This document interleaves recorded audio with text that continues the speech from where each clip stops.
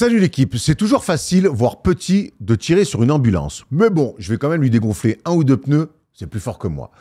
Car l'histoire Bronny James, le fils à papa, a une nouvelle fois cette semaine prouvé que le projet fou de son géniteur, c'était joli dans les livres pour enfants, mais que la réalité était tout aussi glissante qu'une soirée chez Puff Daddy.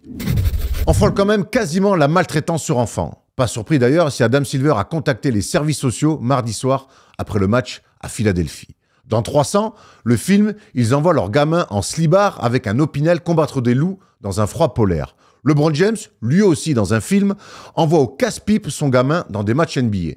Et vu le niveau basket de Bronny James, je me demande vraiment qui sont les plus irresponsables. Heureusement, la NBA n'a pas poussé le sketch jusqu'à le sélectionner pour le Rising Star. Bronny James, c'est un peu ce gars mystérieux dans ta classe qui ne mange pas à la cantine. Tu le vois tous les jours, mais tu sais pas vraiment qui c'est. Mais au-delà des colibés forcément faciles, je me demande vraiment si Bronbron a conscience du bourbier dans lequel il met son enfant. J'imagine cette année, comme d'habitude, LeBron James aura des votes pour le trophée du MVP, pas sûr en revanche qu'il en ait pour celui du père de l'année.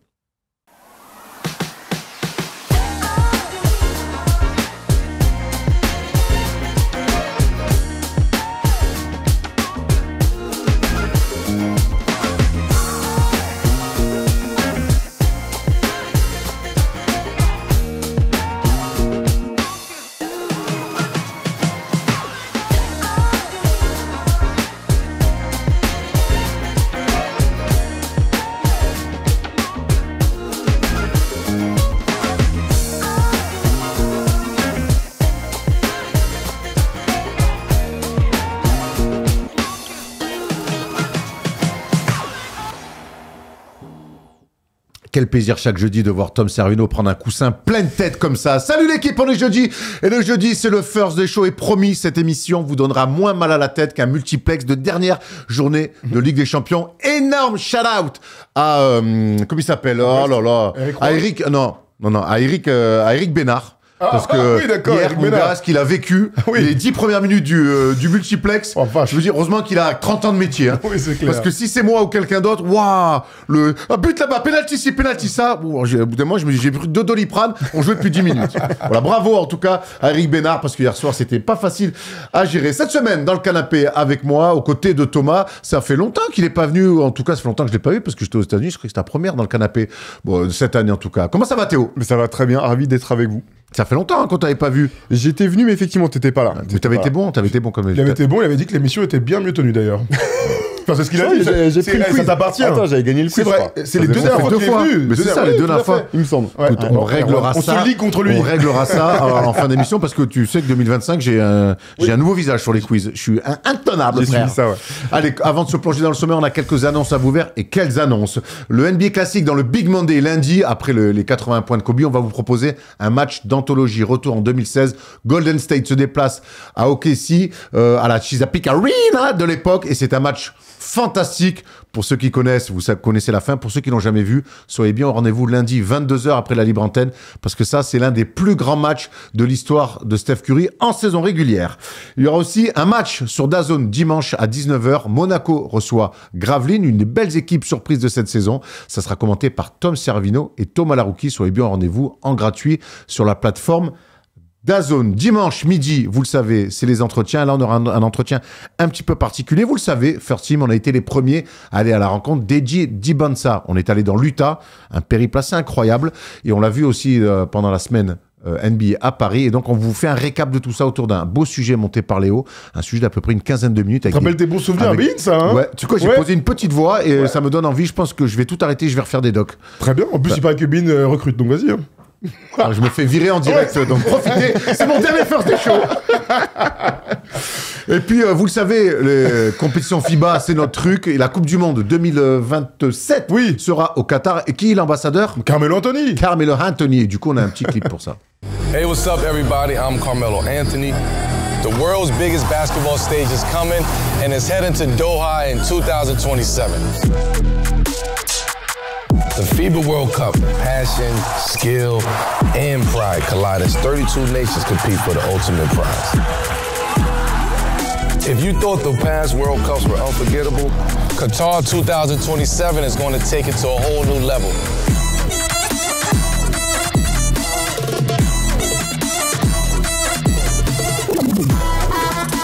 Every journey begins with a bold step. Rise to the challenge. Together, we step it up.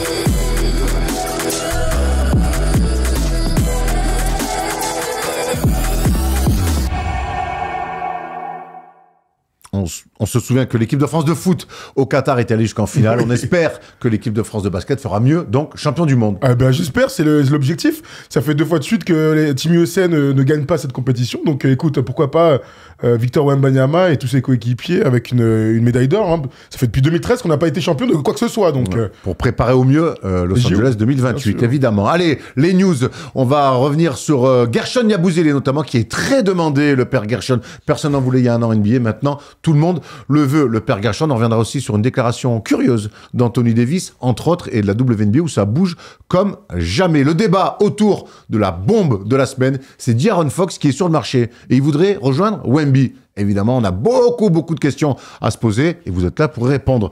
Messieurs, on fera une palette sur l'homme de la semaine, enfin l'homme du début de semaine. Il nous a régalé. C'est Amen Thompson, le jeune joueur des Rockets qui réalise une saison fantastique et qui a fait une performance monstrueuse. On y reviendra en palette avec Thomas, comme d'habitude. Et puis on finira sur l'exercice où règne Théo Homesser chaque fois qu'il vient. C'est le quiz, mais attention, en 2025, on va changer la donne. Allez, on est parti tout de suite pour les news.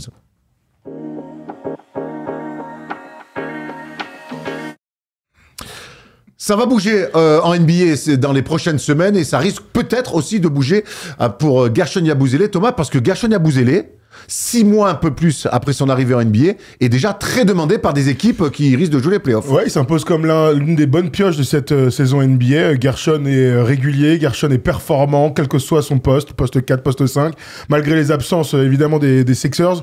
Lui fait son petit bonhomme de chemin et puis on a appris via Mark Stein que il était ultra ciblé par les équipes qui jouent les playoffs.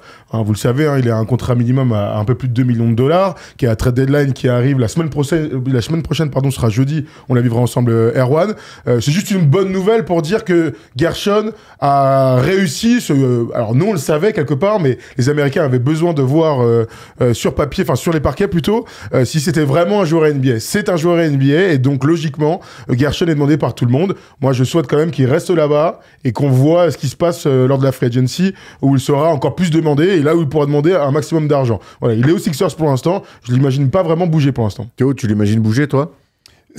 Tout va dépendre des Sixers en fait. Est-ce qu'ils vont se dire que de toute façon c'est mort et que ça sert à rien de garder Gershon et d'essayer peut-être de récupérer des assets en échange parce qu'on sait qu'ils récupéreront pas un joueur d'impact s'ils traitent Gershon vu son salaire.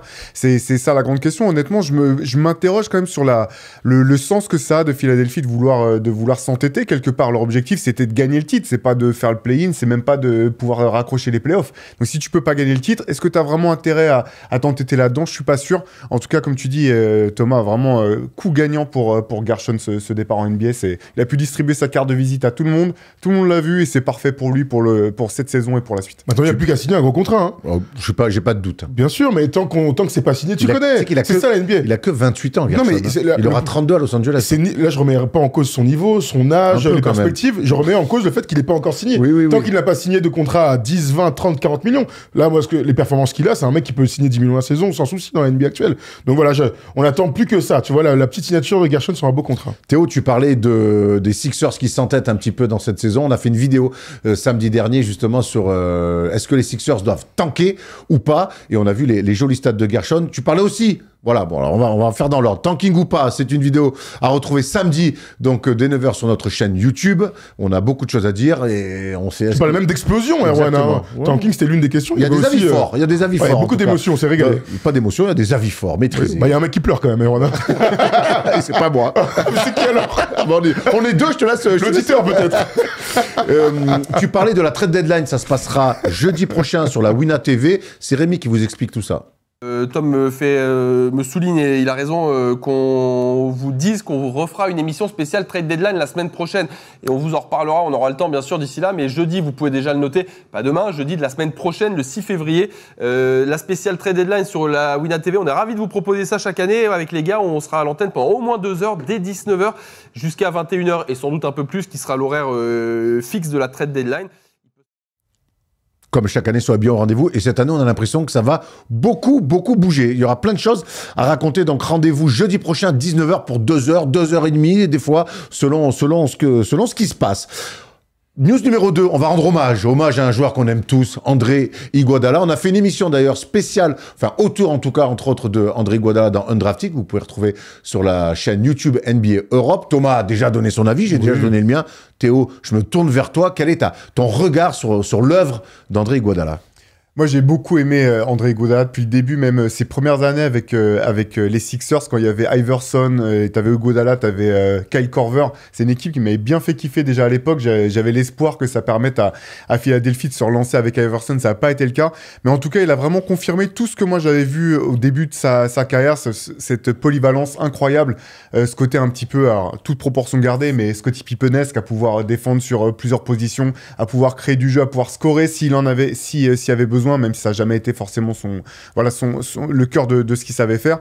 Donc, très grosse carrière avec les titres qu'on connaît. Quelqu'un qui a été apprécié quasiment partout. Hein. Les Grizzlies n'avaient pas trop kiffé, je crois, son passage. En même temps, il n'est pas envie d'y être, mec. Exactement. Mais ouais, non, un no-show comme ça, relou quand même. C'est clair. C'est clair. Belle bite, hein, André Iguodala, Memphis. Hein. C'est même presque jamais dans l'histoire. Hein. Un mec qui dit non, je veux pas jouer pour vous. Mais je veux même pas venir à Memphis. Ah ouais, d'accord. Bon, bah, quand même, tu sais qu'on va te payer. Ouais. Même sur Tinder, on n'a jamais vu ça. Le no-show terrible.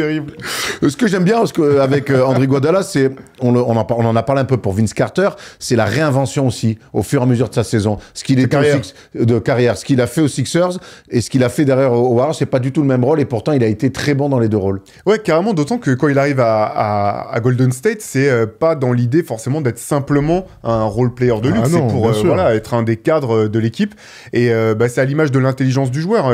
Il y en a quelques-uns comme ça, t'as dit Vince Carter, je pense que c'est certainement le plus marquant avec Ray Allen, peut-être parmi ceux qui ont été des stars et qui ont su derrière s'adapter, mais des mecs comme Shane Battier, comme André Iguodala, c'est la clé en fait si tu veux pouvoir durer longtemps en NBA et pas simplement te faire éclipser une fois que tes skills commencent à diminuer, quoi. Il y a un bel hommage aussi du propriétaire des Warriors. Il restera comme l'un des joueurs les plus intelligents, uniques et couronnés de succès à avoir porté le maillot des Warriors comme joueur et comme personne. Il était parfait pour notre équipe avec le sens du sacrifice, comme sortir du banc à partir de 2014. Et on se souvient deuxième année. Hein. Ouais, et on se souvient de cette death line-up où il terminait avec notamment Draymond Green à chaque fois. Et on connaît le succès ça a pu apporter aux Warriors. Justement, le succès des Warriors. Si vous voulez revoir jouer André Iguodala, ça se passe lundi soir, 22h minuit.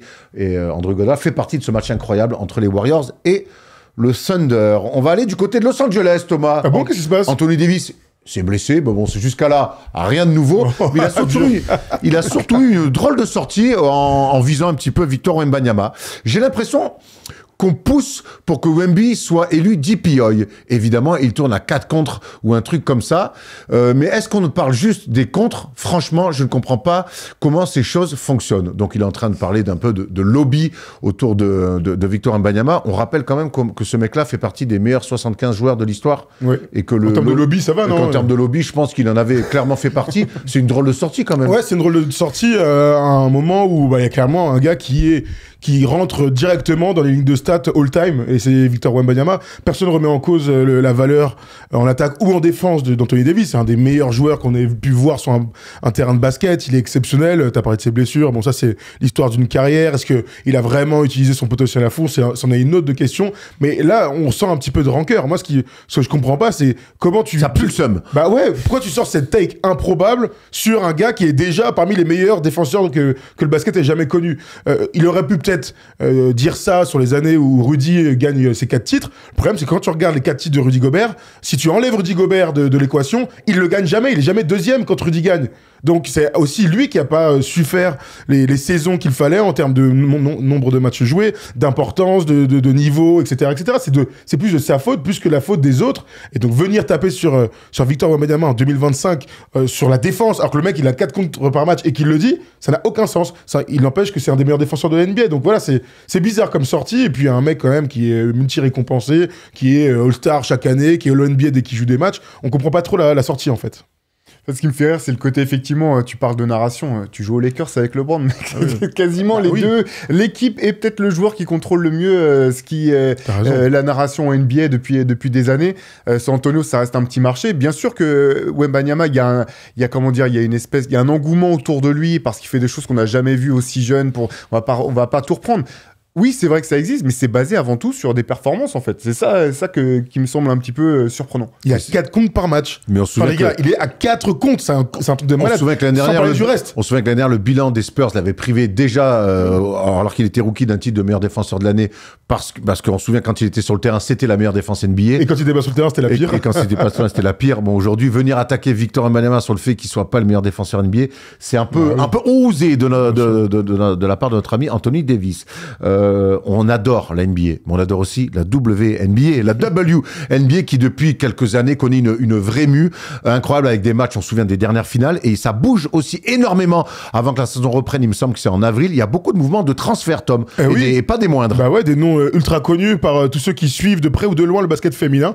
On va commencer avec Alyssa Thomas, donc qui part qui arrive au Phoenix Mercury, qui était à Connecticut, c'est la recordwoman plutôt des triple-doubles dans l'histoire de la NBA. Brittney Griner, l'une des filles les plus connues dans le basket féminin, multi-médaillée avec Team USA, physique hors norme, etc., qu'on connaît aussi pour son histoire en Russie, on s'en souvient, il y a quelques années, c'était terrible. Elle aussi part de Connecticut et va à Atlanta, et puis Elle part de Phoenix.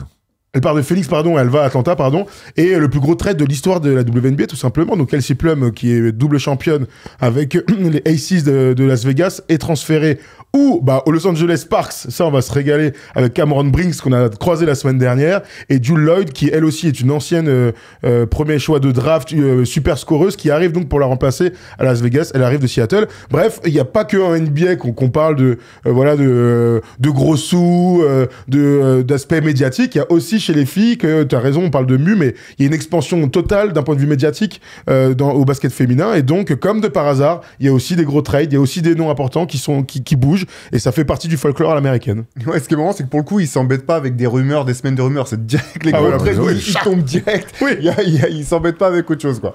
Mais ce qui est marrant, c'est que ça va dans le sens de la starification aussi des basketteuses aux États-Unis.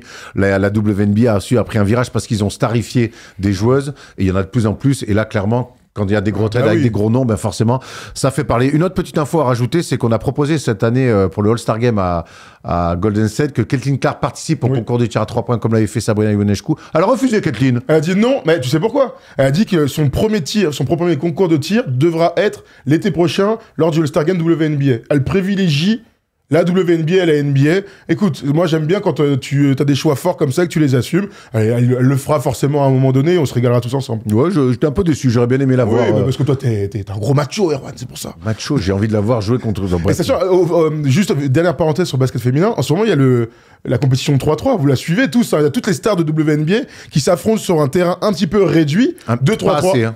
Alors peut-être pas assez, on peut en discuter, mais cramé. C'est assez dur. Parce que le 3-3 pour nous, c'est vraiment un truc de demi-terrain. Non, mais moi j'adore l'idée, et tu le sais, on en a déjà parlé, j'adore l'idée d'un tournoi 3-3 avec un tout-terrain, mais adapté. Là, le terrain, il est trop grand. Il est très grand. Il est très grand, elles sont cramoisies. Ouais, elles sont un peu C'est très dur. En tout cas, je veux dire, l'idée, c'est une année 1, il y a les meilleures joueuses qui sont là, ça passe à la télé, tu vois, le storytelling marche. Maintenant, tu as le droit aussi de rectifier des trucs si ça marche pas forcément. Exactement. Il y en a qui veulent rectifier des choses. C'est les Kings qui sont ouverts à un trade de leur star, De'Aaron Fox. On en parle tout de suite dans le débat.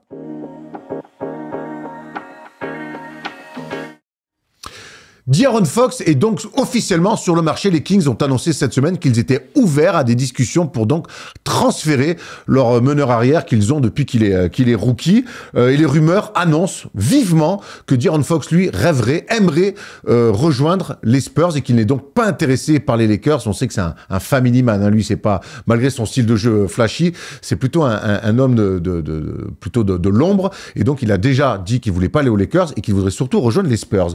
Messieurs, il y a plusieurs plusieurs choses dans cette somme d'informations. C'est que déjà, il y a les Kings, leur nouvelle gestion un petit peu ubuesque des choses. Il y a le fait où on se projette de voir De'Aaron Fox arriver avec les Spurs et donc avec Wembanyama. Et puis, il y a d'autres options aussi pour De'Aaron Fox, parce qu'on rappelle qu'il n'est pas maître de son destin. C'est pas Bradley Beal. Lui, il n'a pas de no trade clause. On va commencer par les Kings. Théo, je vais aller te chercher là-dessus. Encore une fois, c'est quand même une gestion d'un joueur superstar, ou star en tout cas, parce que chez les Kings, on a du mal à être une superstar, qui va tomber à l'eau. Oui, c'est très compliqué. Même s'il y a beaucoup de mieux quand même à Sacramento depuis 2 ans et demi, ça reste. J'ai l'impression que il y a toujours quand même des problèmes, alors que là où il devrait pas y en avoir en fait. Et là, il se retrouve finalement, j'ai l'impression, à payer justement peut-être les pots cassés de mauvaise gestion par le passé, parce qu'au bout du compte, c'est pas tant que les Kings voudraient trader De'Aaron Fox, c'est que lui, il aura exprimé de manière assez claire visiblement qu'il se voyait pas forcément rester là. Il a déjà refusé une extension de contrat, aussi parce qu'il peut espérer gagner bien plus en allant jusqu'au terme de son contrat actuel, mais c'est qu'il a manifestement pas envie de lier son avenir à celui de la franchise. Il y a aussi après le renvoi du Mike Brown, merci. Je cherchais son nom, m'échappait. Après le renvoi de Mike Brown, on s'attendait à ce que les Kings fassent ce que d'habitude les clubs font, ça exprime bien. Non, De'Aaron Fox n'a rien à voir dans le renvoi. C'était une décision du staff, etc. Ça n'a jamais été fait. En gros, ils ont plus ou moins laissé porter le chapeau. Il y avait quand même un putsch des joueurs. Hein. On le sentait. Clairement, mais habituellement, ce qui se passe, c'est que les clubs protègent un peu les gars. Protègent le joueur, surtout quand c'est ta star, alors que là, en gros, il n'y a pas eu de clarification du tout. Et j'ai l'impression que c'est un petit peu tout ça qui commence à arriver. C'est un petit peu les conséquences de toutes ces choses-là, j'ai l'impression. Mais il y a un peu de déception là où je te rejoins, c'est que on avait l'impression depuis 3 ans, l'arrivée de Monte McNair en tant que GM, la mise en place de Mike Brown, la première série de playoffs depuis presque 2 décennies face aux Warriors, certes perdu. On avait l'impression que les choses allaient de mieux en mieux. Des joueurs qui avaient envie de rester un petit peu plus longtemps, tu vois, même les role-players, il y avait un semblant de continuité, ce qui est déjà un énorme step pour les Kings. Extraordinaire pour cette franchise de la loose. Et puis finalement, boum, patatras. Franchement, personne ne doit être... Patatras, oui. Très bien. Patatras. T'es un père de famille, toi. Patatras, ça marche? Non, bon, écoute. Non, mais... je sais plus ce que je voulais dire avec tes bêtises maintenant. Pardon. Non, mais en fait, personne ne va être surpris de cette nouvelle. À partir du moment où les Kings qui ont drafté De'Aaron Fox et qui sont les seuls à avoir, tu vois, il y a certains pourcentages que tu peux donner en salaire lorsque tu as ce qu'on appelait avant les bird rights, tu sais. Ouais. Donc tu draftes un mec, il y a que toi qui peux lui offrir le méga max, etc. Eh bien, on se disait bon bah leur histoire, elle sera liée à vie, voilà. Sauf si un jour lui demande de se barrer. Et ben quelque part, on en est arrivé à là, comme avec des Marcus Cousins, où bah il se dit bah moi je suis capable de m'asseoir sur une énorme extension de contrat, rester encore 1 an et vous serrer la main et dire vas-y les gars, ciao, parce que de toute manière je sens qu'on a déjà tapé notre plafond de verre et qu'avec cette équipe on n'ira pas plus loin. Voilà, c'est une vraie déception qu'on peut avoir. On voit les détails du contrat de De'Aaron Fox donc qui court jusqu'en 2025-2026. On rappelle aussi, et c'est important parce que certains l'ont peut-être oublié, que les Kings avaient drafté Tyrese Haliburton et qu'il a joué un petit peu avec De'Aaron Fox et que finalement ils ont fait ce choix de dire on va te transférer et on va donc nous écrire notre avenir avec De'Aaron Fox. Ça a à peu près payé, parce qu'on l'a dit, ils ont fait un tour de play-off, mais finalement, 2 ans après ce premier tour de play-off, ils sont là à dire, bon, mais finalement, il ne veut pas rester, et donc on le met sur le marché des transferts. On a quand même l'impression que l'ADN de cette franchise-là, tu parlais de continuité, mais la continuité, elle a duré quoi, 2 ans, 3 ans, grand max. Ouais, même pas, ouais. Et qu'on a peur, un peu pour les fans des Kings, qui retombent dans leur travers d'antan. Ouais, le travers d'antan, c'est d'être au bout du roulax, de drafter mal, d'avoir une équipe qui joue même pas le play-in. On rappelle qu'ils ont raté Luka Doncic pour Marvin Bagley. Parce que j'ai l'impression qu'il y a toute la loose des 15 dernières années, et puis il y a quand même ce point-là important où tu peux avoir Luka Doncic et tu prends Marvin Bagley, bon... Et tu te retrouves comme un con, en fait, parce que derrière, tu es toujours en train de chercher, tu sais, à tirer vers ce que tu aurais pu être avec Luka. Bon, la réalité, c'est que Luka, je pense, se serait barré lui aussi le plus rapidement possible de cet endroit, entre le fait d'être à Sacramento où personne n'a réellement envie d'être, et puis cette équipe des Kings où il y a zéro hype, malgré l'œil de bille, malgré un semblant à un moment donné dynamique, finalement, tu n'arrives jamais à enchaîner. Donc voilà, encore une fois, le mot moi, que j'ai en tête, c'est déception. Maintenant, qu'est-ce qu'on fait? Parce que c'est peut-être le premier rouage de la suite. Laisser partir De'Aaron Fox, ok, mais ça veut dire que Sabonis aussi va partir dans quelques instants. Tu vois, c'est une question qu'on peut se poser. Ça sera peut-être le prochain sujet d'un First Day Show. De'Aaron Fox va partir, c'est une quasi-certitude d'ici la trade deadline, sauf revirement de situation. Il pourrait rester et être transféré l'été prochain, je veux dire. On verra, on c'est verra, possible, on verra. mais en tout cas, il y a de grandes chances qu'il puisse partir. Et lui, où il veut aller, c'est pas aux Lakers, on l'a dit, c'est aux Spurs pour team up avec Victor Wembanyama. Forcément, ça pose plein de questions. Avant qu'on aille sur le potentiel package que puissent envoyer les Spurs, allons sur ce qui nous fait kiffer le plus, Théo, c'est le terrain. À l'association Victor Wembanyama, De'Aaron Fox, toi comme ça, à brûle pour point, après patatras, qu'est-ce que t'en penses comme ça directement? Et ben moi ça me plaît beaucoup en fait. Alors que pendant longtemps j'étais pas particulièrement fan de De'Aaron Fox, j'attendais de le voir passer un cap. D'une part je pense qu'il a vraiment passé ce cap et à chaque fois depuis que Victor est arrivé à San Antonio on se dit bon bah quel meneur on va pouvoir mettre avec lui. Et en fait ce qui me plaît vraiment avec Fox c'est que je pense qu'il est complètement compatible avec un joueur comme Victor parce qu'il l'a déjà prouvé avec Sabonis. En fait il a déjà prouvé qu'il pouvait être bon, qu'il pouvait être clutch avec un big man par qui le jeu doit passer aussi. Donc déjà dans le partage des tâches je pense que c'est parfait. Ça l'est peut-être même bien mieux qu'avec un joueur type Trae Young qu'on a longtemps entendu dans les rumeurs, mais qui pour le coup a besoin d'avoir le ballon en permanence. Donc ça me plaît beaucoup. Sur le tempérament, ça me plaît aussi parce que c'est quand même un joueur qui a vraiment passé un cap, ce que je disais tout à l'heure. L'adresse à 3 points, elle vient, mais elle est quand même respectable suffisamment pour poser tout un tas de problèmes. Et dans la manière de jouer avec Victor, je pense que c'est vraiment deux joueurs qui peuvent être complémentaires dans le jeu à deux, mais aussi quand le jeu passe pour l'un ou pour l'autre. Défensivement, je pense que c'est intéressant. Tout me plaît sur le fit. Là, vraiment, la question que je me pose, bien sûr, on y reviendra certainement après, c'est à quel prix? C'est la question, parce qu'en fait, si les Spurs vont sur cette piste-là, ça veut dire quand même qu'ils décident d'accélérer un peu le processus, ce qui est pas fou, en fait, je pense, vu le niveau de maturité de Victor et ce qu'on peut voir un petit peu de l'équipe, ça me semble pas dingue. Et c'est intéressant parce que finalement, ils sont pas forcément, ils ont pas le même âge. Mais l'écart est pas trop important en fait. Je pense il a que pas là, 32 ans quoi. Chris Paul, quoi. Oui, c'est pas Chris Paul. C'est un peu ça. C'est-à-dire que Fox est dans son prime ou début de son prime et leurs deux primes pourront coexister. Donc ça me plaît aussi. Oui, s'il arrive, on peut imaginer une période de 5 ans d'amour, quoi. Tu vois, on peut imaginer être ensemble, progresser ensemble et performer ensemble. Parce que hier, on en parlait dans Clutch. Moi, je disais, demain, il arrive. Donc, demain, il y a le trade, il arrive à San Antonio. Victor n'a jamais joué avec un joueur aussi fort que De'Aaron Fox. Donc, déjà, il va falloir qu'on processe tous en se disant, ok, au-delà de la complémentarité, on peut discuter de plein de choses. Je vois pas qui pourrait me dire que ça marcherait pas, mais juste sur le talent intrinsèque de De'Aaron Fox, t'as un mec avec lequel tu vas pouvoir voyager, tu vas pouvoir décanter des situations quand l'équipe est un peu en galère, ce qui a été le cas très souvent, et c'est pour ça qu'ils sont à 50% de victoire à peine, les Spurs, cette saison. Un mec qui a gagné le trophée du joueur le plus clutch de la NBA il y a 2 ans. Un mec qui peut jouer open court, pick and roll, 1 contre 1, sanctionné à 3 points. Bref, c'est un bête de joueur de basket. Tuer les matchs aussi. Donc voilà, pour moi, le fit, il est évident. Si tu peux le faire, tu le fais, quitte à sacrifier ta timeline parfaite. Et on sait que les Spurs, ils sont vraiment... Tu sais, les mecs, c'est des théoriciens. Les gars, ils sont là. Alors, ce serait bien qu'en 2028, on fasse ça. À un moment donné, c'est aussi un marché d'opportunité. Si t'as un bon mec comme ça, qui a un super état d'esprit, dont la femme vient de San Antonio, qui est un family guy, tu le disais aussi, qui a jamais eu d'histoire, franchement, hors basket dans sa carrière, qui va matcher avec donc la vie à San Antonio. Il a grillé un feu à Sacramento une fois. Aïe. Heureusement qu'il connaissait le policier, il lui a pas Thug mis la life. Donc voilà, tout est réuni en fait pour que ça marche. Il y a une histoire de timing, ce qui est aussi intéressant à prendre en compte. Et là-dessus, je sais que quand je lis les commentaires, quand on en discute entre nous, avec Rémi hier aussi, on n'est pas forcément tous d'accord. Les Spurs sont en train de construire, et plutôt bien. Cette deuxième saison, elle est quand même très positive, même si on a l'impression qu'ils commencent à être un petit peu sur la jante au début de cette deuxième partie de saison.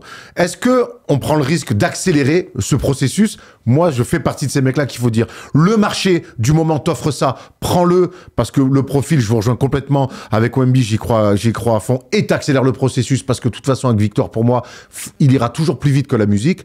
Ou alors, tu la joues un peu patient, et ça, c'est plus ce qu'ont l'habitude de faire les Spurs, en disant qu'on va pas à fond sur lui, on laisse passer peut-être cette opportunité et on voit après. Moi, j'ai l'impression que si tu laisses passer ça, tu sais pas ce que le marché va t'offrir dans 1 an ou 2. Moi, je crois quand même que la NBA, c'est un marché d'opportunité. Donc, moi, je suis plutôt de ton avis. Prenez-le si vous pouvez le prendre à un prix raisonnable. Mais des meneurs de jeu ultra talentueux, en vrai, en NBA, on peut en citer 20, quoi, tu vois. On peut en citer... du niveau de De'Aaron Fox, et vous savez combien j'aime De'Aaron Fox. Je pense que s'il avait joué au Knicks, ce serait une star. Mais en fait, cet adage-là, ce théorème-là, en fait, tu peux le dire pour 10 mecs, pour 15 mecs en NBA. Tant il y a du talent, Je suis pas convaincu de ça, moi. Bah moi je suis sûr. C'est la meilleure chose. D'un mec aussi fort, aussi complémentaire. Mais ça, des mecs complémentaires, il y en a plein. Franchement, des meneurs, scoreurs en NBA, niveau All-Star. Bon, franchement, disons honnêtement, il y en a disponible, plein. c'est ça que je suis en train de te dire. Oui, mais là, on parle aujourd'hui et on n'a pas en tête les free agents de 2026. On n'a pas les free agents forcément de 2025, les opportunités, les mecs qui vont faire la gueule à X moment. Tout peut bouger en NBA. C'est toute la question. C'est qu'aujourd'hui, la réalité, c'est que tu as cette opportunité. C'est une réalité. Ouais, je suis d'accord. Tu peux le faire. 2025, 2026, 2027, tu sais, t'as raison. On n'a pas en tête les free agents, mais du coup, on est sur une pièce en l'air. Mais en même temps, de l'autre côté, ce que tu es en train de créer avec Vassell, avec Sohan, avec Castle, ben, tu continues dans cette logique. T'es plus quel team, toi, Théo? Mais en fait, c'est pour ça qu'on en revient un petit peu au package. Ça va vraiment dépendre de ce que le prix que vont exiger les Kings, en fait. Ça serait quoi l'offre raisonnable, la bonne offre pour les Spurs? Nous, on a un tableau avec Tom Servino qui, voilà, l'offre qui ressemble le plus, qui ressemble le plus à ce que devraient envoyer les Spurs. On a Jeremy Sohan, Keldon Johnson, Trey Jones et des tours de draft. Et beaucoup de tours de draft. Sachant que les Spurs ont leur tour de draft et donc dans une négociation ça compte énormément.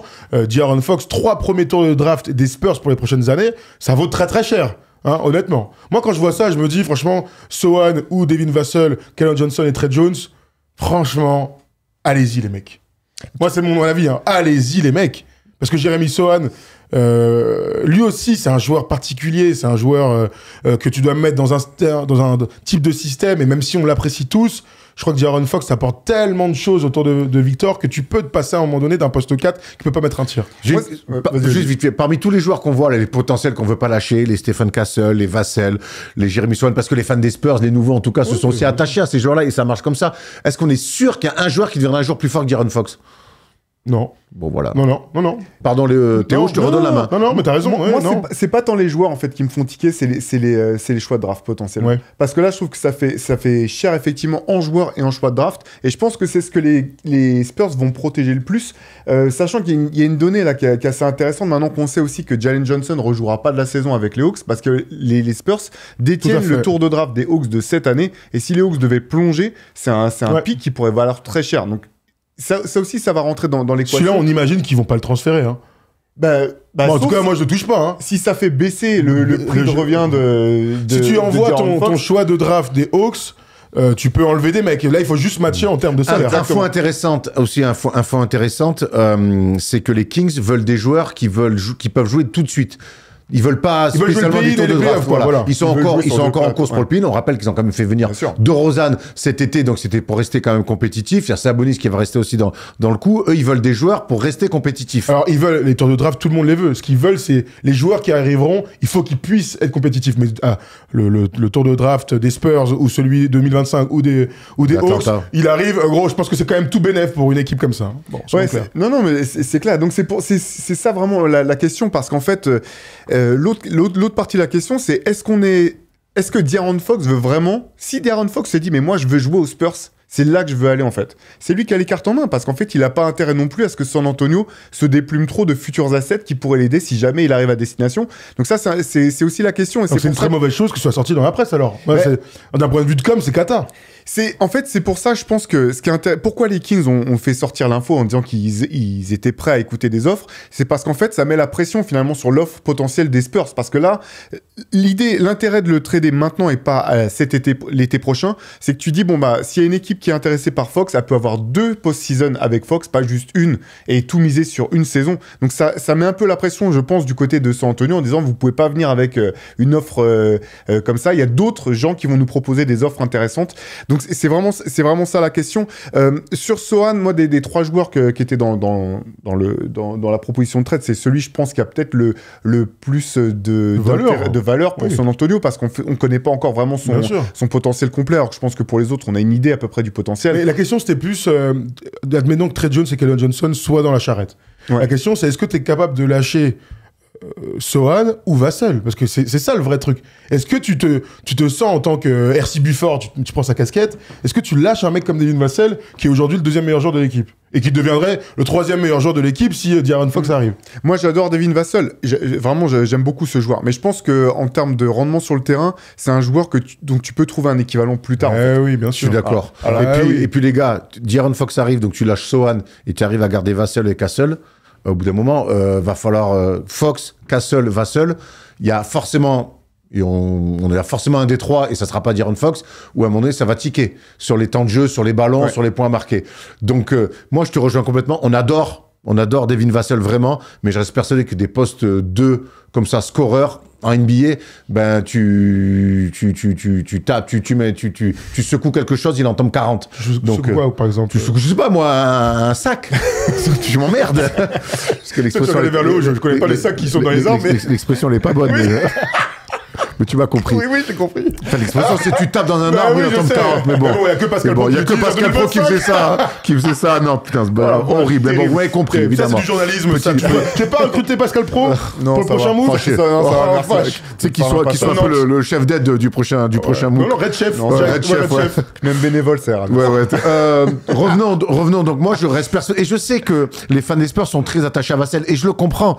Mais encore une fois, au-delà de l'émotion, et c'est pour ça que les mecs sont... Il y en a, c'est leur métier, il y en a d'autres, ils sont fans, c'est que je reste persuadé qu'avec De'Aaron Fox, tu fais un step qui, dès cette année, pour moi, peut t'emmener au play-in, et pourquoi pas en play-off. T'as raison. De toute façon, la seule chose qu'on peut dire, c'est que quand il y a quelqu'un qui compte, qui part, le seul moyen d'effacer son bon souvenir, en tout cas de passer à autre chose, c'est de gagner des matchs.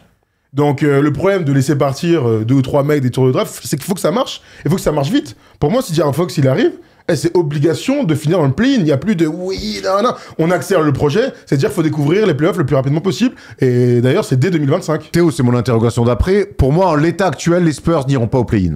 Voilà, je les vois. Ils vont prendre des matchs, mais je pense qu'ils sont jeunes et que Chris Paul va commencer à faire son âge sur sa deuxième partie de saison. Okay. Moi, en l'état actuel, pour moi, je les vois pas aller au play-in au vu de la concurrence. De'Aaron Fox arrive, pour moi, je les vois clairement aller au play-in. Tu partages cet avis? Oui, je pense qu'on voit qu'ils marquent le pas, en fait. Il y a une espèce de fatigue globale. Ça arrive aussi, et c'est aussi parce que les équipes ont mieux cerné le profil de San Antonio. On voit même la manière dont Victor est défendu maintenant. Je crois hier, contre les Clippers, ils lui ont rentré dedans. Terrible. Exactement. Donc, comme les Pacers au match 2 à Paris. Hein. Ouais. Exactement. Donc, effectivement, je pense que ça soit un gros trade ou un trade à la marge, il faut quand même une injection de quelque chose pour relancer potentiellement la saison de San Antonio. Juste...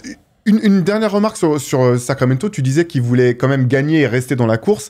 La question que je me pose aussi, c'est combien de temps? Parce qu'en fait, ce qui est intéressant, c'est que leur pick, il leur appartient pas tout à fait, en fait. Il appartient à Atlanta, mais il est protégé top 12. Ce qui fait qu'en fait, si à un moment tu vois que tu pourras pas aller loin, est-ce que tu as, du moins loin, je veux dire, au moins raccrocher à coup sur les playoffs, est-ce que tu n'as pas intérêt aussi à lever la pédale? Ouais, mais tu lèves la pédale avec Sabonis, Malik Monk, DeMar DeRozan dans ton équipe. Va leur expliquer, bon courage. Hein. Et que tu as un nouveau coach qui vient d'arriver, qui a envie aussi de montrer qu'il peut coacher un NBA, qui a fait plutôt un bon début. Tu veux lui dire, frérot, vas-y, viens, on perd des matchs parce qu'en fait, derrière le pic, il est protégé 12. Et ils sont, attends, mais moi, j'ai ma carrière de coach à lancer. Moi aussi, en tant que joueur, j'ai envie de gagner parce qu'on est dans la course au play. Ils sont encore une fois dans la pire position. Ah oui, c'est la pire. C'est l'entre-deux. C'est la pire. Le timing, limite, la série de victoires complique les choses. Oui, en fait. c'est clair. Sinon, c'était beaucoup plus simple pour Sacramento. Il y a une autre chose qui est intéressante. Thomas, tu le disais quand on préparait ce débat, c'est que les Spurs, ils peuvent le faire. Moi, je pense qu'ils devraient le faire. Mais qu'en 2026-2027, ils auront beaucoup d'oseille aussi à mettre sur la table pour aller chercher d'autres free agents si jamais ils n'arrivent pas à tirer. Ils ont été gérés parfaitement, de toute façon. Ils ont été magnifiquement gérés pour construire une free agency future où tu pourras amener, on peut imaginer quelqu'un arriver via un sign trade ou la free agency. On remet tout ça en perspective quand même. Les Spurs, historiquement, ramènent jamais personne. On pense forcément à la Marcus Aldridge en 2015. C'était à 10 ans, les gars, que la Marcus Aldridge a signé aux Spurs. Sinon, c'est que des trades ou des drafts. C'est très très rare que les Spurs arrivent à attirer quelqu'un. C'est aussi le grand constat qu'on peut faire.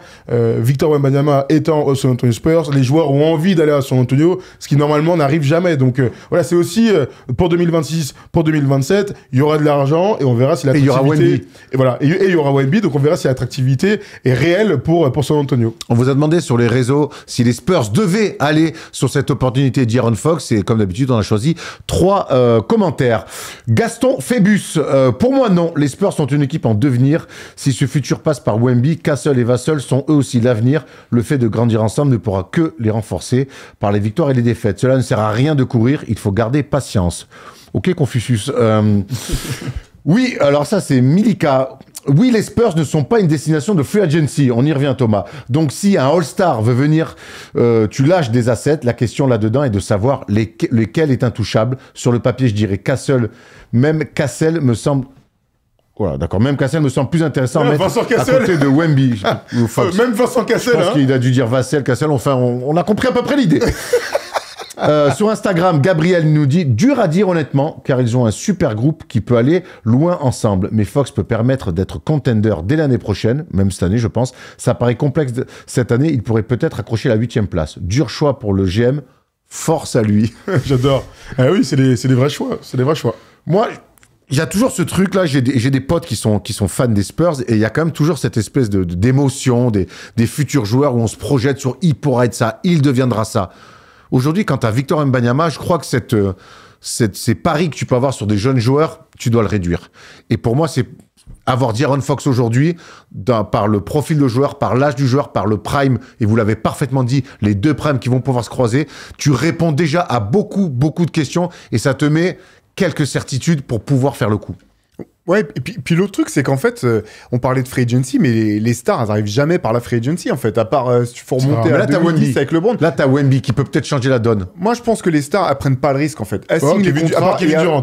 et après, elles exigent d'être tradées, en fait. Donc, c'est par un trade, et en fait, ça revient un peu au même. Finalement, que tu gardes ton argent en attendant l'été ou que tu anticipes et que tu mettes en place un trade qui, de toute façon, dont ta masse salariale elle sera prise par la star qui vient. Je pense aussi que c'est comme ça que ça fonctionne. C'est très très rare. Ou alors LeBron quand il décide d'aller aux Lakers. Mais tu vois, c'est en gros les deux exemples que j'ai donnés, c'est LeBron en 20 ans quoi. Ça arrive pas. Sinon c'est LaMarcus Aldridge. C'est très bien LaMarcus Aldridge ou c'est Amaris Stoudemire. On a vu que Kawhi Leonard aussi. Il y a quelques-uns mine de rien ces derniers temps. C'est quand même qui va à Clippers. Non mais je te rejoins. Et puis surtout les Spurs doivent absolument profiter du contrat rookie de Victor pour signer des mecs et pour que leur masse salariale soit structurée au moment où Victor, donc dans 2 ans, va signer des contrats, va commencer à signer des contrats à 100 millions, 200 millions même plutôt pour son premier contrat, oui c'est plutôt 200 millions.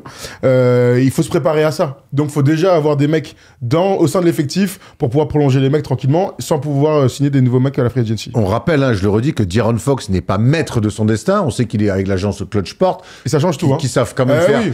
Qui savent quand même très bien influencer le marché, mais il n'empêche que c'est les Kings qui décideront oui ou non s'il peut aller aux Spurs, parce qu'il pourrait aussi aller ailleurs. Il y a des destinations quand même qui sont aussi dans les rumeurs. On parle notamment de Miami, on parle de Minnesota, on parle d'Orlando, de Denver, des Clippers et des Pelicans. Il y a une franchise comme ça qui vous excite plus qu'une autre? Ah oui, moi il y en a une. Hein. Ça, c'est une franchise floridienne, celle d'Orlando. Imaginez un trio De'Aaron Fox, Paolo Banchero et Franz Wagner. Moi, ça m'excite de ouf et j'aime beaucoup Jalen Suggs. On peut imaginer qu'il soit mis dans ce trade-là. C'est dur pour lui, il fait une bête de saison. Hein. Ouais, mais bienvenue dans le business, hein, les gars. Hein, mais imaginez... ça, c'est pareil que les mecs qui me disent « Ah, Stephen Castle, Vassell, très bien ». Mais t'as De'Aaron Fox. Mais c'est le même truc avec Jalen Suggs. En tout cas, moi, si j'étais Orlando, je me battrais pour aller chercher De'Aaron Fox parce que dans leur progression, là, qu'on voit linéaire depuis quelques saisons, ils sont en train d'installer 2 mecs. S'ils jouent des matchs, pourquoi pas au All-Star Game assez rapidement. De'Aaron Fox, qui est un meneur de formation. Et visiblement, ils ont du mal à trouver un meneur qui puisse faire la maille dans le 5 majeur pendant une saison complète. Voilà, moi, si j'étais Orlando, mais je ferais, allez, all-in. Je comprends. En tout cas, je ferais tout pour les récupérer. C'est pas simple en fait, parce que le fit dont parlait Wemby est tellement parfait que c'est dur d'en trouver d'autres. Peut-être Minnesota, moi, c'est peut-être quand même l'équipe, parce que je pense qu'il y a un vrai problème, un manque de création du côté des Wolves. Avec Orlando, en fait, c'est excitant sur le papier, mais je suis pas sûr. En fait, moi, ce que j'aimais avec Orlando, c'est la manière dont Franz Wagner et Paolo Banchero arrivent à se partager la balle et à pouvoir finalement coexister à la création et dans le scoring. J'arrive pas à être certain qu'en rajoutant une 3e option comme Fox, ça puisse vraiment fonctionner à fond. Après, t'es directement meilleur. Quoi. C'est ça le truc. Parce qu'à un moment donné, tu vises plus la même chose si t'es un mec comme lui. C'est vrai, non, t'es meilleur par addition, c'est clair, mais après, dans le fit, je suis un peu moins convaincu. Donc peut-être les Wolves. Après, Fox, je trouve qu'il arrive quand même on l'a vu avec Sacramento, à donner à manger à tout le monde. Alors, dans un style offensif ultra assumé, à Orlando, on défend d'abord le plomb. Donc, ça serait un autre style, mais Moi, entouré de 2 méga stars installés, je le vois aussi faire ça. Moi, l'équipe qui me branche, c'est Miami. Bah oui. Miami, moi, alors tu te débarrasses de Butler, on imagine. Tu récupères De'Aaron Fox, tu fais un backcourt avec Tyler Hero et t'as Bam Adebayo à l'intérieur. Et Kelly Oubre à la famille. Tu reviens tout de suite très sexy. Donc, et puis je pense que dans le profil, De'Aaron Fox à Miami, avec l'ADN Miami, là, où ils aiment bien quand même des joueurs qui rentrent dans le moule, je pense que c'est plutôt un joli fit aussi. Dites-nous dans les commentaires si vous avez une autre équipe qui vous branche. On a vu Denver, mais Denver, j'ai l'impression qu'ils n'ont pas grand-chose à envoyer côté Sacramento. Toujours Michael Porter Jr., ou on peut imaginer Jamal Murray, ce qui serait une énorme surprise. C'est ces mecs-là qu'on imagine trade. Hein. Écoute, on verra. Il était très bon à New York hier, Jamal Murray. Ouais. Quand même, dans une belle défaite. Dans une belle défaite. Bravo Nico Jokic. En tout cas, ça va être super intéressant d'ici jeudi. Ça risque de bouger et on sera évidemment là dans la libre antenne et dans le First Day Show pour en parler. Mais n'hésitez pas à nous donner dans les commentaires votre avis. Est-ce que vous voyez De'Aaron Fox avec Wemby ou est-ce que vous le voyez ailleurs ou est-ce que vous préférez le voir ailleurs surtout? Allez, on va aller dans la palette sur un autre joueur qui lui ne devrait pas bouger. Mais par contre, qu'est-ce qui nous a régalé cette semaine? C'est Amen Thompson.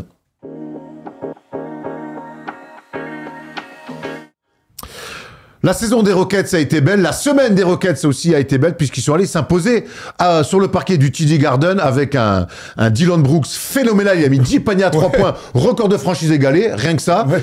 Et derrière, il y a eu Amen Thompson qui a mis un game winner. On va y revenir, mais Thomas, Amen Thompson est en train de devenir le joueur qu'on a envie de voir. Ouais, absolument. C'est un joueur tellement particulier, c'est ce qu'on va voir aujourd'hui en palette.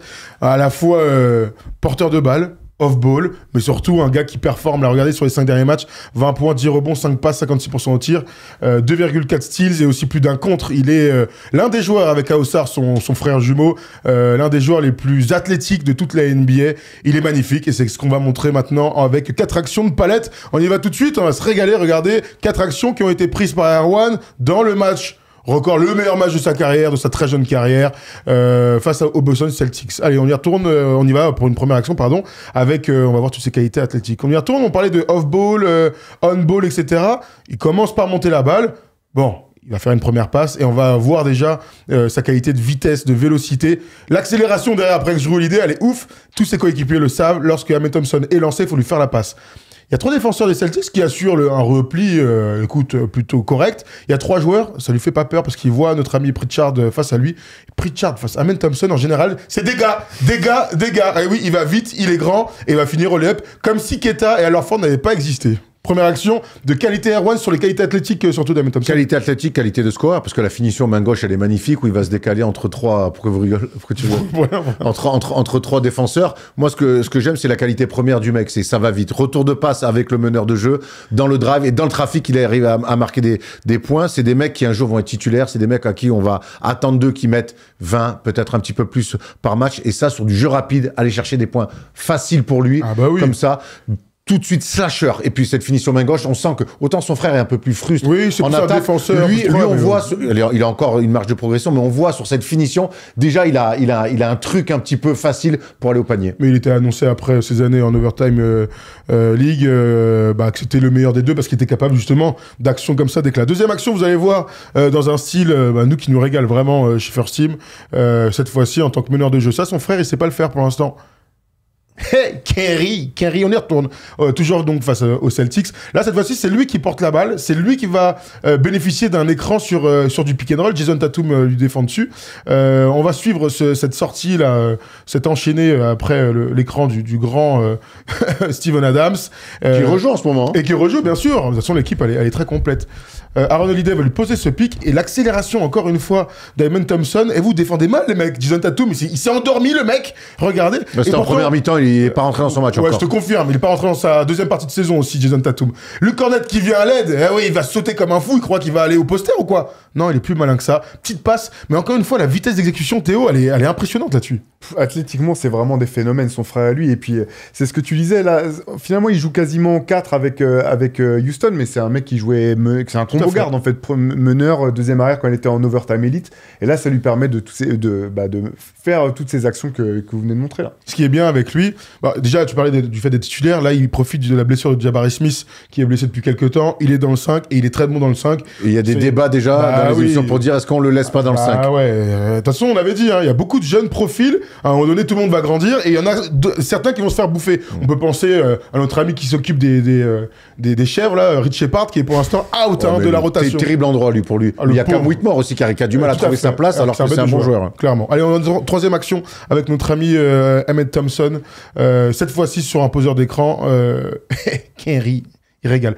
Donc, on l'a dit tout à l'heure, il prend la balle, il joue des pics. Cette fois-ci, donc dans les actions enchaînées des Houston Rockets, ils adorent faire ça. Şengün fait un slip, il fait semblant d'aller poser l'écran, et donc ça permet à celui qui est défendu par Luke Cornett, donc Amen Thompson, de venir poser cet écran sur Jaylen Brown. Un bon écran déjà, on aime les bons écrans comme ça. Jalen Green, il est pas fou, la petite pocket pass. Et derrière, il y a un espace, il y a quand même Jrue Holiday qui est là, mais il y a de l'espace pour jouer à 1 contre 1. Jrue Holiday fait le choix de rester sur Şengün, il a bien raison. Le problème, c'est qu'il va trop vite, encore une fois, Amen Thompson. Accélération, Luke Cornett fait le bon play, défensivement. Le problème, c'est que le gars, il est trop vite de pied, trop vite de jambes, et qu'en plus, dans ce match-là, il était ultra efficace sur ses petits jumpers comme ça. Le Eurostep, on va le voir tout à l'heure, il le maîtrise, mais c'est la situation. On va l'amener sur un pick and roll central, derrière, après le leurre et le slip là, de Şengün, comme ça, c'est des pick and roll qu'on joue en rythme, tu vois. T'arrives, tu poses, tu rolls. C'est sûr. Tu vois, et derrière, tout de suite, lui, dès qu'il a de l'espace, dès qu'il prend un peu de vitesse, c'est très compliqué, puis le toucher. Parce que Luke Cornett, il faut quand même passer au-dessus de lui. Et là, il va trouver ce toucher. En fait, dans ce match-là, on a vu tout ce que ce mec-là pouvait être. Ouais. Et c'est assez effrayant pour les adversaires. Absolument. Et il a même mis des tirs. C'est pour ça qu'il était très bon. Il a mis 33 points dans le match. Dernière action, on était obligé de vous la mettre. C'est bien sûr le game winner dont tout le monde a parlé. I felt like Kobe. C'est exactement ce qu'il a dit. Et oui, marquer un game winner au TD Garden face aux Celtics, c'est des choses qui marquent une jeune carrière. On se la refait. Donc 112-112, il y a 4 secondes à jouer dans une très bonne fin de match où Jayson Tatum venait juste d'égaliser. Alors déjà, les Celtics, ils sont pas compris. On change pas, on fait n'importe quoi. Jalen Green était tout seul en corner, il aurait pu tirer direct après une passe de Van Vliet, mais Fred Van Vliet, le cycliste, comme aime bien l'appeler Jacques Monclar, va pouvoir préférer jouer là-haut. Et là, Amen Thompson, encore une fois, qualité athlétique, mais aussi la science du déplacement. Il va direct sur Jaylen Brown, qui est l'un des meilleurs défenseurs de toute la NBA. Il met un écart sur le Eurostep incroyable, il y a 1m50. Derrière, il est serein. Il marque ce petit panier et Houston va gagner ce match à l'énergie. Ça, c'est des actions et des matchs qui marquent un début de carrière, Théo. Ouais, c'est le scénario parfait pour un game winner. Au pire, tu rates, t'as égalité, donc t'as de la pression, mais en fait, t'as pas de pression, quoi. Et par contre, la confiance que ça te donne derrière. Et ce qui me plaît le plus, en fait, dans l'action, c'est effectivement à quel point il reste en contrôle sur la fin. Tu sens vraiment qu'il est concentré jusqu'au bout de l'action pour aller mettre son panier. Et c'était assez cool de voir aussi comme il était content après de raconter que c'était son premier game winner en carrière, etc. C'était chouette. Une action, la Jaylen Brown d'ailleurs. Ouais. Tu vois, accélération main droite, petite finition comme ça m'a vraiment fait penser à Jaylen Brown. Ce qui est cool sur cette action, c'est que c'est Fred VanVleet donc à la remise et Jalen Green il est ouvert. Alors il a pris un coup à l'œil, il a l'œil comme ça, mais ça reste le meilleur scoreur. Bah oui. Ça reste le meilleur scoreur. C'est une bonne passe de lui faire. Voilà, tu vois, ça reste le meilleur scoreur de l'équipe. Donc il lui fait pas la passe, il va chercher Amen Thompson.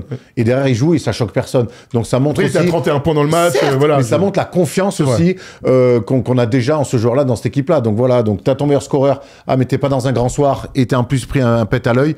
Allez, vas-y, pour la gagne, je vais filer la balle au gamin. Et en plus, il gagne. C'est tout bénef pour les Rockets, ce match-là. Ouais, et puis à suivre vraiment Amen Thompson et Austin Thompson, qui sont deux ovnis dans la NBA. Tous les joueurs sont dithyrambiques sur d'abord les qualités athlétiques. Pour tous ceux qui ont déjà fait du sport, quand il y a un mec qui est un freak athlétique, ça surprend toujours. Imaginez que les mecs, ce sont des freaks athlétiques en NBA. Donc imaginez que c'est évidemment impossible de les prendre sur 100 mètres, sur triple saut, sur lancer de poids. Enfin bref, ils sont imprenables au décathlon, quoi. J'ose même pas imaginer la bagarre. Pourquoi tu fais la bagarre? Je sais pas, ça fait marrer. J'ai fait une blague sur Kevin Meyer, t'es en train de tu me dis la bagarre, toujours toi la bagarre. Toi, à Marseille, ils vont rajouter le MMA au décathlon. Oh, putain. Et ils vont gagner, hein. Ils vont se taper la main comme ça. Ah bah là, pour le coup. Les frères Thompson, voilà. Voilà, en tout cas, on va suivre les Rockets qui réalisent une super saison et qu'on devrait normalement retrouver directement en playoff cette saison avec donc Amen Thompson et peut-être son frère aussi avec les Pistons qui pourraient découvrir la post-season. Théo est injouable en ce moment sur le quiz cette saison. 2 victoires sur les 2 derniers passages. Il est temps que cela cesse. Place au quiz.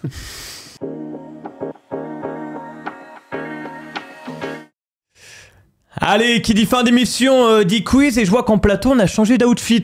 Il y a 2 nouveaux maillots qui font surface comme Il y ça. en a un qui est bien plus stylé qu'un autre quand même. C'est vrai, Il y en a t'as un que j'ai raison. envie de toucher et J'aime les deux, porter. moi, perso. Moi, j'ai mon maillot des ABC Fighters d'Abidjan. C'est mon ami Jean-Luc qui m'a envoyé ça. Ah, c'est ton Maillot- ami maintenant. Maillot magnifique. Bah, c'est le tien de base, mais c'est devenu aussi le mien. Ça marche pas comme ça entre nous. Bah, je sais pas, t'as dit mon ami, je suis un peu déçu, mais oui, mon ami Jean-Luc. Notre ami. Et General Manager quand même. General c'est lui qui Manager fait des tout, on ABC soutient à Fighters. fond. On a hâte de venir à Abidjan pour ceux qui nous regardent en Côte d'Ivoire. Voilà. J'adore. Et puis, pour essayer de me remettre du coup, parce que je suis vraiment en galère, je vais essayer de faire le même début 2025 que le PSG en Ligue des Champions. Donc j'ai mis ce maillot pour me donner des forces, voilà. Des wings. Pas mal. Pas les chicken wings malheureusement, parce que je commence à avoir faim. Mais t'auras pas Francfort en face de toi, t'auras Alors, Théo. c'est Stuttgart hier. Oui, c'est les mêmes équipes de merde. si je peux me permettre. Utile avec son Europa League de merde. Tu joues contre qui ce soir? Le Ludogorets.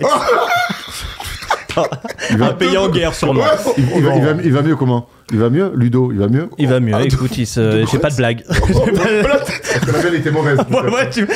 Ce serait bien que Tom nous fasse la blague qu'il a fait juste avant le jingle.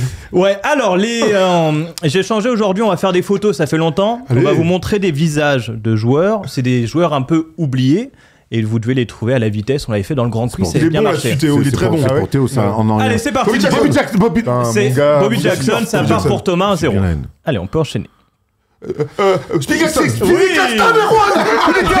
C'est pas possible. Tu cries pour rien. Speedy Claxton, putain. Joe Harris. Non. Joe Smith. Joe Smith. Joe Harris, qu'est-ce que je raconte? Il est blanc. Oui. Oh putain. CJ Miles. Non, Thomas non. Swift. Non. Non. Hakim Warwick. Hakim Warwick. 3. Oh non, là, c'est pas Erwan ça. Chick-Wit. Chuck Lewitt. Chuck Nevitt. Nevit, Allez. putain. Ça compte 2 points pour Erwan. Non. Pargo. C'est là-bas, c'est là-bas. Pardon, doucement, Attends, doucement, attends, Régis. et par contre, Doucement, Régis. Je regarde Tom, ça envoie la photo. Ça fait 3 pour Thomas et 1 pour les 2 autres. Ok, sympa les prénoms. Théo Ratliff. Ah oui, Théo Ratliff, bravo. Ah bah, normal, Théo. 3-2. Troy Daniels. Putain. 4-2. Oh, les cœurs, c'est pas cadeau. J'ai la haine. Oh. Ah, CJ, Girl Christ. Non. Non? Non, Kill Chris, vous voulez dire? C'est TW. Ah, je sais pas qui c'est. C'est une histoire qui a été écrite. Une histoire qui a été écrite. Right. Tony. Rotten. Water. Tony Fulton de Pau. bah, c'est abominable, abominable. Auto-joueur. Auto-joueur. Dégoûte. 4-3. T'es gaucher fort quand même. Raverson, putain. Skip to my loo. C'est un très bon joueur, ça. Bah oui, c'est le meilleur jeu, je sais pas pourquoi on fait jamais ça. Les énumérations là. Samuel Almeyer. Oui, bravo la Thomas. vache. Au bug, c'est pas cadeau Oh, celui-là. il fait un break important, il en reste que Mon 2. haïtien sûr, francophone. Allez, on finit. Koufos. Ouais, bravo, j'ai déjà compris Eh oui, Koufos. le racisme. Antoine de Caunes. Rien à voir. Koufos, c'est bon, en fait, c'était le dernier. Hein. C'était le dernier, bravo. C'est un super jeu ça. Très, très Il y a chouette. rien de mieux que ça. C'est ça, Erwan, qu'on a toujours fait. Oui. Et puis vous Qu'est-ce qui brillez, nous quoi. saoule avec leur énumération. brille, Qui est MVP de Euroleague Ah frère, allez, Aymen, allez, Qui a Aymen. mis 30 points, mais chose moins de 48. Oh, tu m'emmerdes, mets des photos. Qui est sorti avec Britney Greener Oh, Kevin Durant. Ah bon, bah, hein. Allez, on se reconcentre. C'est une rumeur, On ouais. va quand même sur C'est le truc. Britney Greener qui est sorti avec Kevin Durant. Bah oui, c'est bien un peu. Oui. D'accord. Mais oui. On arrête le C'est patriarcat. évidemment faux. Qui suis-je? Tom Servino. Oui, Je me cherche encore. Allez, hop, Merci, on se retrouve la semaine prochaine. Belle émission. Allez, je suis né le 28 novembre 1982. Je suis donc de la génération d'Erwan, ce qui est un énorme indice. Ah ouais. Autre indice, je suis champion NBA. James Posey. Boris Dio. Non, ok, mais Tony commençons. Parker. Mais commençons par le commencement. Je commence ma carrière de basketball dans mon pays natal. Là-bas, je suis nommé rookie de l'année. Puis l'année suivante, je remporte le championnat en faisant une bonne saison, avec déjà une bonne adresse à 3 points, ce qui me vaut d'être sélectionné en équipe nationale dès 2002. Calderon. Au vu de mon talent, je décide de tenter ma chance dans la Grande Ligue. Nous sommes en 2003, la fameuse draft de LeBron, et je serai appelé en fin de premier tour. Nestorovic. Non. Pardon, Doucement, trop long, hein, j'arrête, désolé. En je suis fin à de fond premier même temps. tour par San Antonio. Ah bah ça marchait. Hein. Mais mes droits sont transférés le soir même dans une autre équipe de l'Ouest, dont je tairai le nom pour garder un peu de suspense. Roberto. Barbossa. Barbossa, Alejandro Barbossa, ça part là-bas. Drafté par Phoenix. Tête de ma mère, je t'invite plus. Voilà, merci. C'était la dernière de Théo. Bravo Théo. Barbossa, 82 de fou. Ouais. Bravo. Drafté Mais par oui. Phoenix. Quelle idée de faire. Pourquoi Barbossa encore? Pourquoi Qu'est-ce qu'il y a, Barbosa? C'est bien, Je sais pas. Barbosa. Bah ouais, bah oui, pas c'est le bien, même ouais, c'est bien. maintenant. Bravo, c'est très Pour moi, Barbosa, Il a c'est le même mec pas qui joue à commencé sa Lyon, là. carrière. Qui finit à Lyon et à Grenoble. Là, Paul Barbosa Non. Bref, bravo, ça fait 3. Ouais. Non, mais je pense que t'es un 3.